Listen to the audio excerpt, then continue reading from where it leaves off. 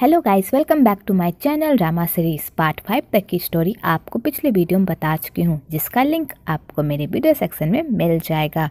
पिछले एपिसोड में हमने देखा था कि रानी राज को कॉल करती है और कहती है मैं तुमसे मिलना चाहती हूँ। तो राज ये सुनकर बहुत ही खुश हो जाता है और वो अवनी से मिलने के लिए जाता है, पर वहाँ पर अवनी नहीं बल्कि अम्बा होती है। तो राज जैसे ही अम्बा को देखता है तो वो पूरी तरह शॉक्ड हो जाती है और अम्बा जब राज को देखती है तो वो बिल्कुल प्रिंस की तरह दिख रहा होता है। तो अम्बा समझ जाती है कि यही उसका बेटा पार्क है। तो अम्बा कहती है इतने दिनों से कहाँ थे बेटा, तुम घर वापस क्यों नहीं आए? तुम्हें पता है मैंने तुम्हारा कितना इंतजार किया और तुम्हें कितना मिस किया। तो राज कहता है आप कौन है और आप किस पार्क के बारे में बात कर रही है? मैं किसी पार्क को नहीं जानता, मैं राज हूँ, मैं आपका कोई बेटा बेटा नहीं हूँ। तो अम्बा कहती है मैं जानती हूँ तुम मुझसे गुस्सा हो, मैंने तुम्हारे साथ बहुत बुरा किया, लेकिन प्लीज अपनी माँ को माफ कर दो और एक बार अपनी माँ की बात तो सुनो। पर राज अम्बा की एक भी नहीं सुनता, उल्टा उसकी इंसल्ट करता है और उसे वहाँ से जाने को कहता है। बेचारी अम्बा रोते रोते वहाँ से चली जाती है। आगे अम्बा घर पहुँचती है तो सब उससे पूछते हैं वहाँ पर क्या हुआ। तो अम्बा कहती है वो लड़का हमारा पार्क नहीं है, वो मुझसे बहुत नफरत करता है और मैं उसकी नफरत को बर्दाश्त नहीं कर पा रही। और अम्बा ये कहते कहते बेहोश हो जाती है। तो वो लोग उसे हॉस्पिटल लेकर जाते हैं। तो वहाँ पर उन लोगों को पता चलता है कि अम्बा को हार्ट अटैक आया था। तो खुनतोन ये सब सुनकर तो पूरी तरह सदमे में ही चला जाता है। तो डॉक्टर उन लोगों को बताते हैं कि अम्बा की हालत बहुत ही खराब है, इसलिए आप लोग ध्यान रखें कि उसे कोई भी स्ट्रेस ना मिले और वो अपनी सेहत का ख्याल रखे, क्योंकि अगर उसे कोई और सदमा लगा तो उसकी जान भी जा सकती है। तो खुनतोन ये सब सुनकर परेशान हो जाता है। तो करण कहता है पापा मॉम की तबीयत खराब हो गई है, क्या इस वजह से हमारी शादी पोस्टपोन्ड हो जाएगी? तो खुनतोन कहता है ऐसा कुछ भी नहीं होगा,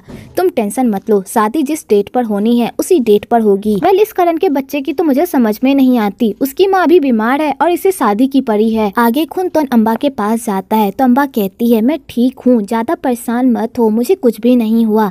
तो खुनतोन कहता है डॉक्टर ने कहा है कि तुम्हें कुछ दिनों तक हॉस्पिटल में ही रहना होगा, इसलिए प्लीज अपना अच्छे से ख्याल रखना। तो अवनी कहती है अंकल आप टेंशन मत लीजिए, मैं आंटी के पास ही रहूंगी और उनका ख्याल रखूंगी। आगे अम्बा खुनतोन से करण और अवनी की शादी के बारे में बात करती है कि अवनी ये शादी करना नहीं चाहती, प्लीज हमें उसे फोर्स नहीं करना चाहिए। पर खुनतोन एक भी नहीं सुनता और कहता है मैंने सारे समाज को बता दिया है कि उन दोनों की शादी होने वाली है, अगर मैंने ये शादी कैंसिल कर दी तो तुम्हें पता है हमारी इज्जत की कितनी धज्जियां उड़ेगी, जो मैं होने नहीं दूंगा। बहुत जल्द इलेक्शन आने वाला है और मैं नहीं चाहता कि इन सब की वजह से मेरे इलेक्शन पर कोई भी आँच आए। तो बेचारी अम्बा कुछ भी नहीं कह पाती। दूसरी तरफ जॉन करण को कॉल करके परेशान कर रहा होता है और उससे पैसे मांग रहा होता है। तो करण कहता है मेरे पास अभी इतने पैसे नहीं है, मैं नहीं दे पाऊंगा। तो जॉन कहता है तुमने जिससे उधार लिए हैं वो पैसे मांग रहा है और उसने मुझे धमकी भी दी है कि अगर तुमने पैसे सही टाइम पर नहीं दिया तो वो तुम्हें जान से मार डालेगा। तो करण ये सारी बातें सुनकर तो पूरी तरह परेशान हो जाता है और उसे समझ में नहीं आता कि वो 10 लाख रुपए लाएगा तो लाएगा कहाँ से।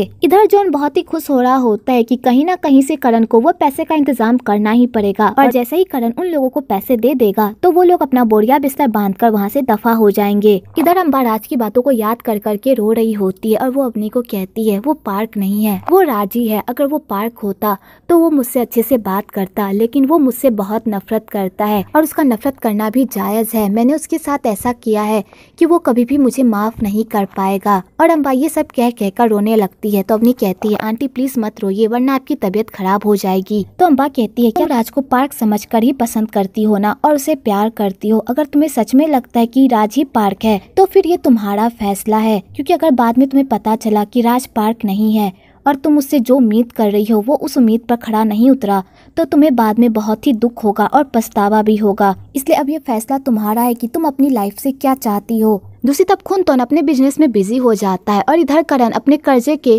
चक्कर में परेशान रहता है कि आखिरकार वो इतना सारा पैसा लाएगा तो लाएगा कहाँ से। इधर अम्बा अपने किए पर बहुत ही पछता रही होती है और अपनी पास्ट की बातों को याद करके बहुत रो रही होती है। आगे अम्बा को अवनी की ऐसी हालत देखी नहीं जाती और वो राज से मिलने के लिए जाती है, पर वो राज से नहीं मिल पाती क्योंकि राज कहीं लापता हो गया होता है और उसका पता किसी को भी नहीं पता और जिसको पता भी होता है वो उसे नहीं बताते, उल्टा उसे गुमराह करने की कोशिश करते हैं। आगे अपनी अंकल से बात करने की कोशिश करती है ताकि वो शादी को पोस्टपोन कर दे, पर खुनतोन शादी को पोस्टपोन करने से मना कर देता है और कहता है मैंने तुम्हारे लिए कितना कुछ नहीं किया, तुम्हारे माँ पापा के गुजरने के बाद मैंने ही तुम्हारा ख्याल रखा और अब तुम एहसान चुकाने के बजाय एहसान फरामोशी वाला काम कर रही हो। चाहे तुम कुछ भी कर लो, ये शादी कैंसिल तो नहीं होगी। और खुनतोन ये कहकर वहाँ से चला जाता है। तो अवनी को ये सारी बातें सुनकर बहुत ही बुरा लगता है। दूसरी तरफ करण पैसे का इंतजाम नहीं कर पाता और ज्यादा प्रेशर होने की वजह से वो अपने पापा को सारी सच्चाई बता देता है। तो उसके पापा जैसे ये सब सुनते हैं उन्हें तो बहुत गुस्सा आता है करण पर वो अपने आप को शांत कर लेते हैं और कहते हैं ये आखिरी बार है जो मैं तुम्हारी हेल्प कर रहा हूँ, इसके बाद मैं तुम्हारी हेल्प नहीं करूँगा जिससे आपका सर नीचा हो, प्लीज मुझे माफ कर दीजिए। तो खुनतोन कहता है ठीक है, मैं इस प्रॉब्लम से तुम्हें बाहर निकाल लूंगा, तुम टेंशन मत लो। इधर डॉक्टर अम्बा का चेकअप करने के लिए आते हैं और अम्बा को बताते हैं तुम्हारी तबीयत अभी ठीक है,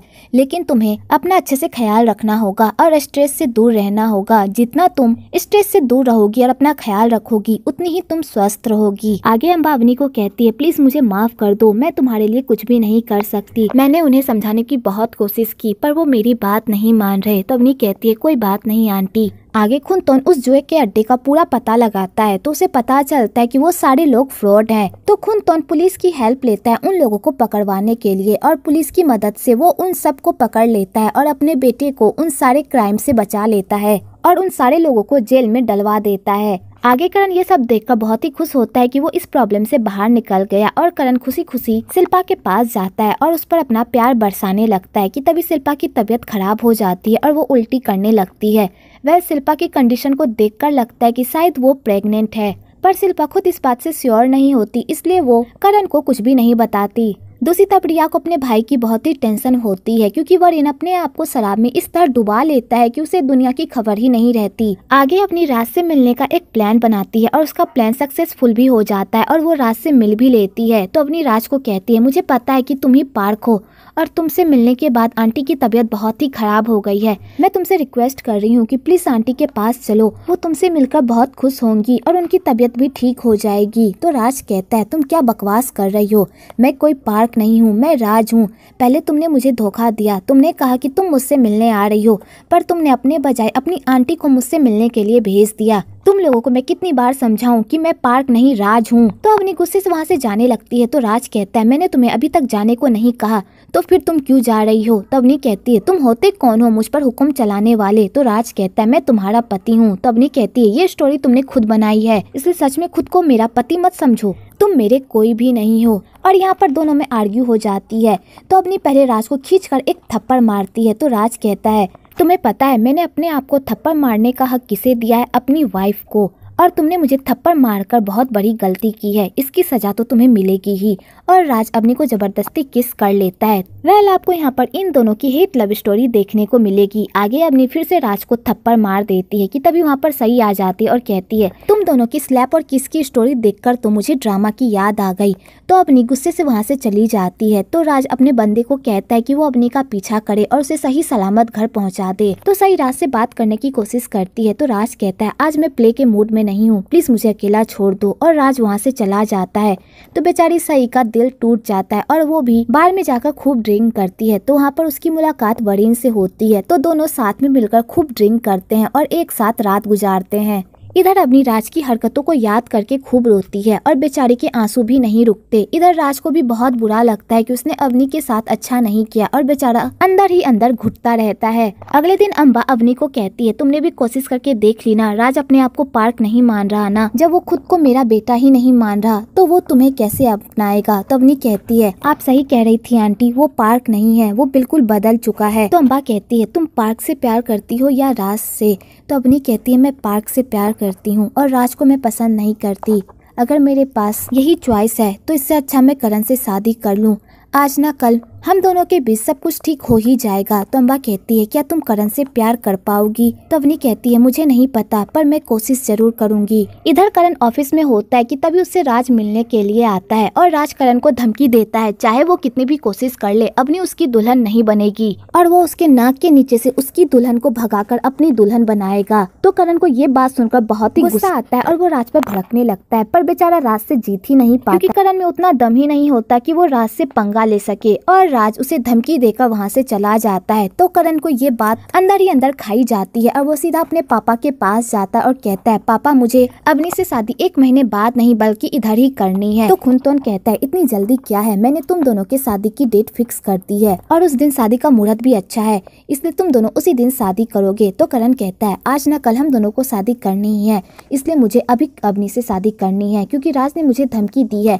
कि वो मेरी दुल्हन को भगा कर लेकर जाएगा, इसलिए मैं और उसे टॉलरेट नहीं कर सकता। मैं उसे दिखा देना चाहता हूँ कि अवनी सिर्फ मेरी, चाहे वो कितनी भी नाक रगड़ ले, वो अवनी को मुझसे छीन नहीं सकता। तो खुनतोन कहता है, ठीक है, अगर तुम ऐसा ही चाहते हो तो ऐसा ही सही। इधर राज अपने दोस्तों को नशे की हालत में इतना धुत देकर बहुत ही परेशान होता है और वो अपने दोस्तों को समझाने की कोशिश करता है कि वो ये सब ना करे, पर उसके दोस्त उसकी एक भी नहीं सुनते। उल्टा सही राज को टोन मारती है कि तुमने अपनी दोस्ती के आड़ में सिर्फ अपना काम निकाला है, और सही ये कहकर वहाँ से चली जाती है, क्योंकि उन दोनों का ही हार्ट ब्रोक हुआ होता है और राज को अपने दोस्तों के लिए बहुत बुरा भी लग रहा होता है। आगे खुनतोन एक फैमिली मीटिंग बैठाता है और सबको बताता है करण और अवनी की शादी 2 हफ्ते बाद होने वाली है। तो अवनी जैसे ये सुनती है वो तो पूरी तरह शॉक्ड ही हो जाती है, पर राज के मन में तो लड्डू फूटने लगते हैं।